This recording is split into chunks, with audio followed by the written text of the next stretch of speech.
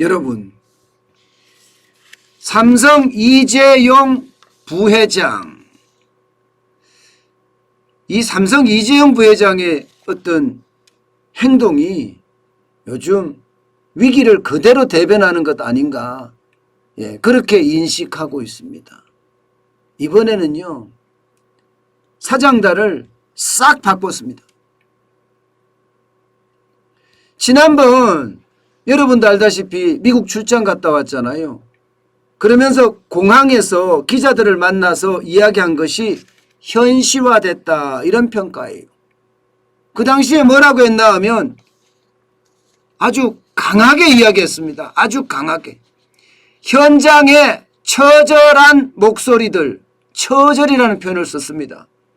시장의 냉혹한 현실, 여기는 냉혹이라는 단어를 썼고요. 제가 직접 보고 오게 되니까 마음이 무겁네요, 이런 표현을 썼습니다. 이것을 들으면서 삼성에 엄청난 변화가 있을 거다, 그런 예상은 하고 있었으나 예상보다는요 엄청 큰 폭으로 사장들을 완전히 세대 교체했다, 이렇게 평가할 수 있을 정도입니다. 여러분, 이재용 부회장은요 이번에 일단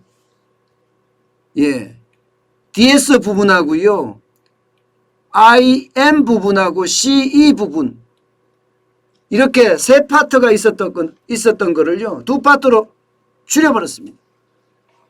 DS는 반도체 쪽이잖아요. 반도체 부분 이렇게 줄이고요. 그 다음에 가전 부분과 휴대폰 부분을 합쳐버렸습니다. 가전 부분과 휴대폰 부분을. 그래서 트로이카 체제에서 이제는 쌍두마차 체제로 완전히 바꿨어요. 그러면서 사장들도 교체를 했습니다. 반도체 부분에는요 경계현 사장을 임명을 했습니다. 그러면서 말입니다, 뭔가 반도체 부분에서 성과를 내라 이거예요. 성과를 내라. 성과를 내라. 지금 성과를 내지 않으면 이게 앞으로 삼성에 대한 위험성까지 따르니까 이제는 성과밖에 없다. 실제로 평가는요, 경계현 대표이사가 된 이 평가에는요 일반적으로 이게 성과에 의해서 사장을 맡았다, 이렇게 지금 이야기가 나오고 있습니다. 그리고 또 하나, 가전 부분과 IT 부분, 휴대폰 부분도 합쳤거든요. 여기는 한종희 대표이사가 부회장으로 승진하면서 이 자리를 맡았습니다. 한종희 부회장은요 나름대로 삼성전자에서는 성과의 귀재다, 이렇게 이야기할 만큼 지금 엄청난 성과를 이뤄낸 장본인이기도 합니다. 그만큼 말입니다, 성과가 없으면 이제 삼성에서는 사장까지 올라가지 못한다, 이런 이야기도 되는 거예요. 그 정도로 성과를 중시하면서 다시 말해서 인적 쇄신을 했다는 겁니다. 여기에서 우리가 주목할 만한 것도 여러분 보세요. 우리 한종희 대표이사 사장으로 된 이번에 사장은 인하대 전자공학과를 나왔습니다. 그리고 경계현 삼성 반도체 부분 사장은 서울대 제어계측학공학과를 나왔습니다. 이런 걸 보면요 이게 학벌이나 뭐 학연이나 지연이나 이런 것에 국한되지 않고요 철저하게 능력 중심으로 바꿨다는 거, 싹 바꿨다는 거, 이것은 어쩌면 말입니다, 이번에 이재용 부회장이 미국을 방문하면서 봤던 그 처절한 목소리, 냉혹한 현실, 이것을 반영했다고 볼 수 있는 겁니다. 성과가 가장 중요하니까 말입니다. 게다가 이번 인사에서 보면요 모든 부분을 통합하는 것도 당연하지만 앞으로 미래에 대한 대비도 철저하게 했다, 이런 이야기가 나오고 있는 겁니다. 여기에 보면 사업지원 TF팀의 정현호 부회장이 있죠. 예. 여기는요, 옛날 같으면 미래전략실에 좀 가깝습니다. 사업지원 TF팀이니까 사업의 어떤 크고 작음을 조정할 수도 있고요. 또 할까 말까도 조정할 수 있는, 그야말로 삼성 전체의 전략실이라고 이야기할 수가 있겠죠. 물론 삼성전자지만. 그래서 뭔가 미래에 대한 대비책을 마련하기 위해 준비도 하고 있는 모양새. 그래서 정현호 부회장은요, 그 어떤 때보다가 아마 이 삼성전자 내에 좀 더 확장시키면 삼성그룹 내에 어떻게 하면 더 효율성을 이끌어낼 것인지, 또 지난번에 하만을 인수하고 나서 인수가 없잖아요, 지금까지. 그러면 앞으로 M&A를 어떻게 할 것인지, 여기에 대한 전략들 아마 짜지 않을까요? 지금 삼성은 현금이 엄청나게 많잖아요. 그 현금을 가지고 지금 전 세계가 위기라고 할 때 M&A를 통해서 또 글로벌 기업으로 한 단계 더 도약할 수 있는 발판, 아마 이 사업지원 TF팀에서 하지 않을까, 그렇게 예상은 합니다. 그만큼 고민이 많을 겁니다. 그 어느 쪽보다 고민이 많을 거예요. 예, 저는 이런 거를 보면서 말입니다.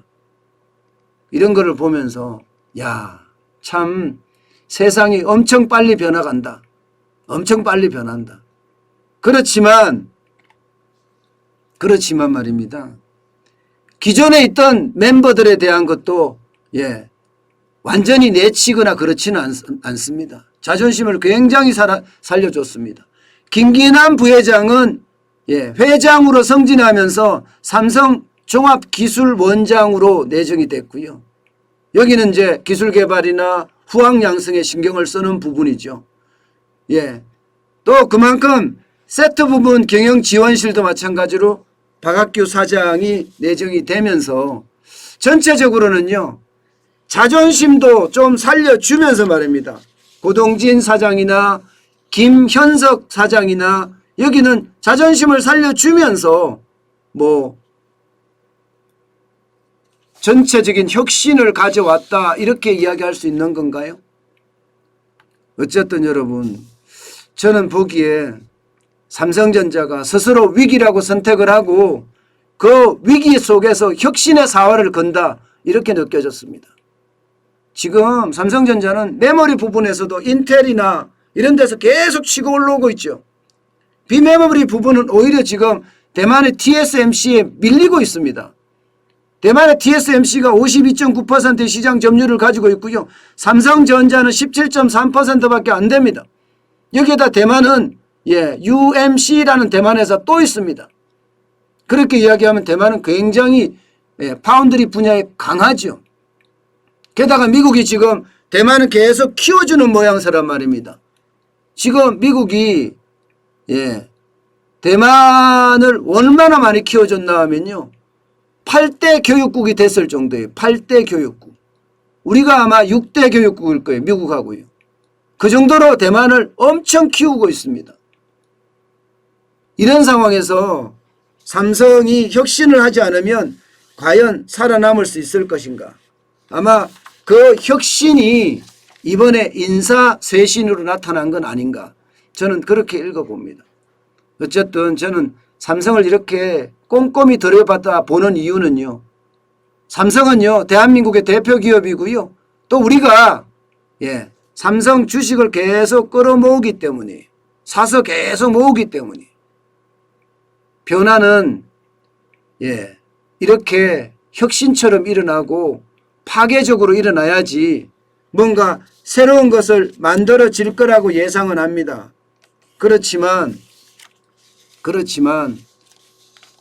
이게 조화가 잘 되지 않으면요, 결국 또 무너질 수도 있다는 거 아마 이재용 부회장은 알고 있을 겁니다.